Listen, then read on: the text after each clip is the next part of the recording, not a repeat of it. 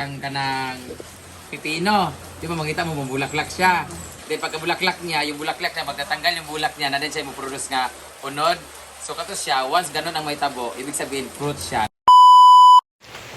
Good morning mga moms. Taray ko dito. Wala ba tayong mga chani dyan? O ano? Grabe mga bigote palbas. Naglalabasan. Parang kamukha ko yung parang kamukha ko yung Dr. sa The Incredible. Buwana. So today is no classes. Dahil may bagyo, walang pasok. Orange rainfall ngayon dito sa Misamis Oriental.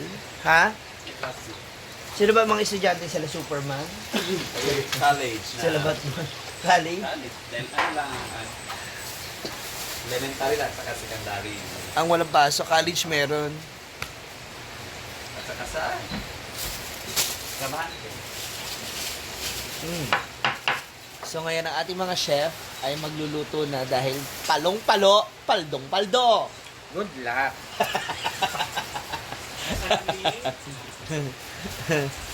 Magluluto po sila ngayon. Dahil paldong-paldo magugulay daw po tayo. Niluluto mo sing. Hindi, pa. Iya Kinukuha ko adobo. yung kuko ng agila. Sabawan yan. Sakit kasi po. Sa kuko ng agila. Ay, ikaw Sarap to, magluto ano, sing. kare-kare, pero wala eh. Adobo na lang. Ah, so wag na ikari-kari. Huwag na. Kasi baka mag-guide yung chick. Si Chip. Yung cook. Ah, head chip. Si head chip. Kaya siya na lang bahala kung ano ang gagawin niya sa kuko. Tapos ang gulay, ano nga yan? Lasag? Lasa-lasa. Lasa. Paano yun? Yung pasuka lang at ano, yung parang salad, ano. Ah, okay. Ito, this is the Chinese kangkong. Fingers kang po? 5 finger. Kagaya ng kamay mo, ganon. Oo. Gusto mo makakita ng finger? Talaga? Ganon tayo sa close, pero Ah. ganon na. Oo. Ako nagigigil rin ako sa yung hayop ka eh. Mga simpleng banat mo ha. Pakita natin mamaya kung paano niya lulutuin yung ano. Ang napili mo, kwadad to. Ang mga ulam, pang ulam natin ngayon. Pero gusto ko talaga magsabaw. May nokos ka? Meron, Pag nokos ka, niyang gabi eh. Hipon. Oh, marag gusto ko magsinigang. Di ba Marian, no? Hala! Grabe, may pampalagay ng dibdib pero walang pampatanggal ng bigotit balbas, ha? Siyempre wala na yung second session. Andito na ako. Pero ang sakit. Yung first session? Ano yung laser? Hindi. Pero laser, dyer ba yun? Dyer. So, hindi na tumutubo talaga? Meron on test. Kaso hindi na siya super dark. Ah. Parang malayibo na lang siya ng pulsa. So, ngayon, sinachani mo na lang? Kasi pag inahit daw, babalik daw siya sa dati. Yung itim-itim na Mm. buhok. So, dapat chani. Ah, okay. Pero parang malayibo ng pulsa. Ah. Mga 10 session, parang hindi na talaga siya kumain. Yan, habang nagluluto na sila doon, nagre-ready for our lunch. Ikot naman tayo dito, kumustahin natin ang kapaligiran ng farm bago pa tumama ang bagyo dito sa kalupaan ng Misamis Oriental. Yan sa Argel, oh. Nag-check dito sa Argel. Mataas na? Pabidyo, buti pala siya doon. Akala ko chine-check niya yung tubig. So, dito tayo sa function area. Ah, okay. Dito pala siya. Hanap kita, Ford. Sabi ko saan ka mapadpad. Ay, ano pala kaibigan kong oso. Kailangan nakapaan na dito. Pagpapasok pala nagpapaa. dito. Para hindi maputik. Ayun. Sabihin mo, dali. Go. Manawagan ka. Go. Manawagan ka. Sabihin mo. Dito ka nakatira tapos hindi mo kita kung gaano kalinis. Hala, grabe, oh. Sige, oh.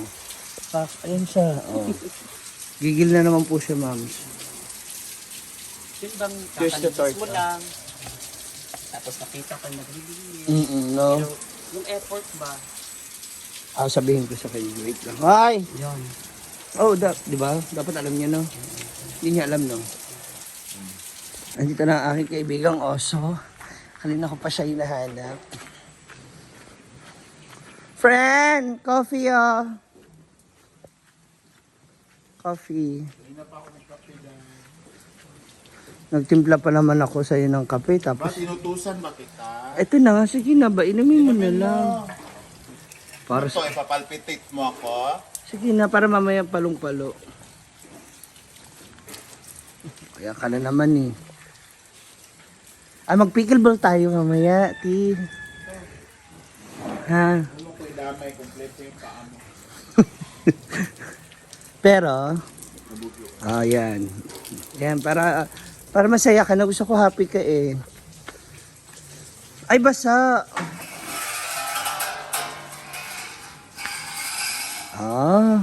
You are now officially a plantita. Wala lang talaga magawa. Dapat you sing with them. Sabi mo nung pagawa, Oh, okay naman sila. Naka-live nga ako, di ba? ayun. Kahit isang ano lang. Sing for them. Do you have a team song for them? A song for them? Ba yan? Ang lakas ng tubig. Ang sarap pagdilig pag ganun. Mga pagbabanta mo na naman eh. Diba? Anong song? Ayan. Kanta para sa mga ano. Kanta para sa mga halaman. Ayan. Sino ba? Anong kanta? Awitin para sa ano? Ano ba? Sige na ba? Kulang pa? Oo. Hindi ko nga, nakakulang, di ba? Sige na ba? Ipapasa ko rin sa ito. Isang song. Alis dyan ba? Ano naman siya. Makahol na naman siya. Diba? Ayaw niya tayong kausap. Ano to ibang kalaro. Masarap ng humiga dyan. Hindi, while Ay, mamaya na lang. Dapat dito tayo matulog. Normal lang na boses, eh. Bagay.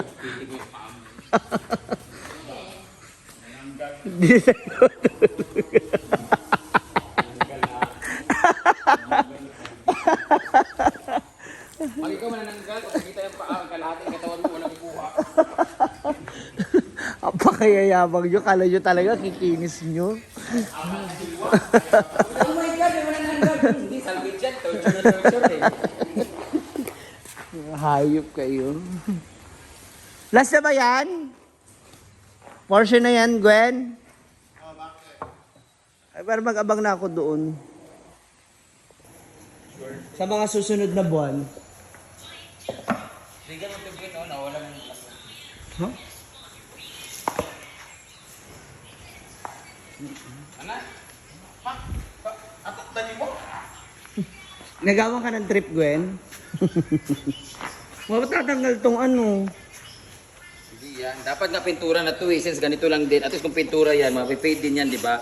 Pero at least, andun pa rin yung lines niya pag binrush, di ba? Okay. Ganito, nilagay mo na ganito. Sa gabal pa, may mga ganun-ganun. Dumi pa tingnan. Mabuti pa yung pintura. At least kung mag-fade siya, para rin ganyan. Para pintura, no? Fade siya, oh. Pwede. O, di ba? At least andyan pa rin. Kaya, oh, ano yung ito?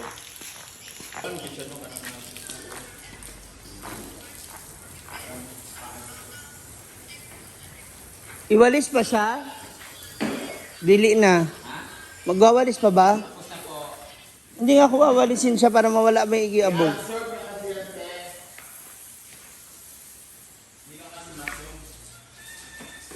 O edi ikaw na foreman. Kahit winning na rin ito, napasa saan?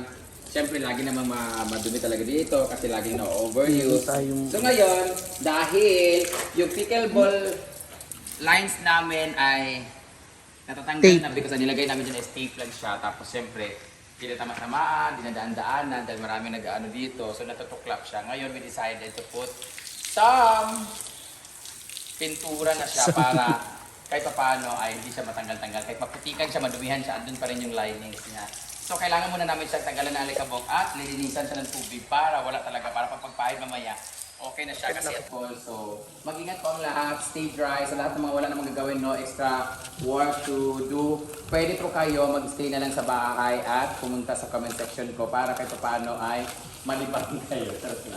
So, mag-ingat po ang lahat kasi may bagyo na parating. Ayan. Kami, namalingki na kami for hanggang bukas para kahit paano kung bumaha man dito, okay lang yan kasi meron na tayo ulam. So, kung buwalis ka na ganun lang, di wag na.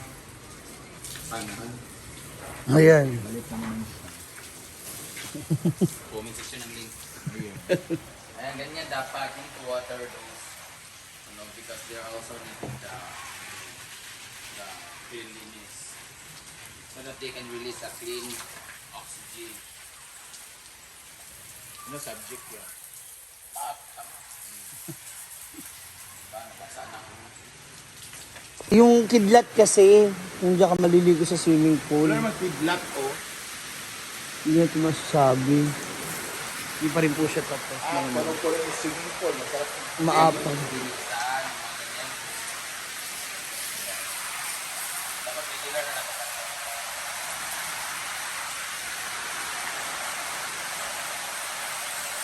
Sisimula na ang pag-ulan ulit dito sa farm. So balik na tayo sa bahay. Tingnan na natin yung kanilang mga naluto. Mamaya inaasahan na namin ulit yung pagtaas ng tubig sa ilog.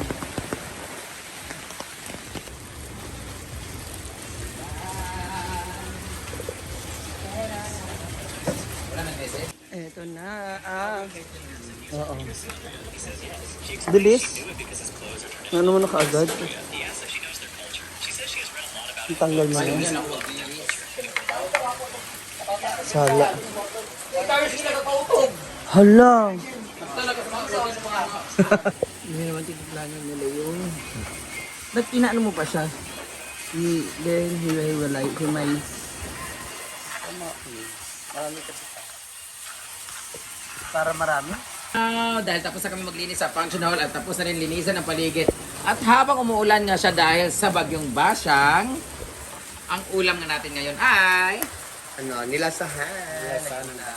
ensaladang talong or it's eggplant salad. Salad eggplant, right?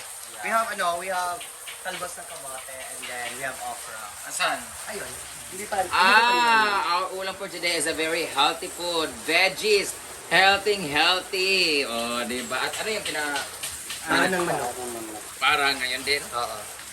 Para manok, para more collagen sa ating mga katawan. O, di ba?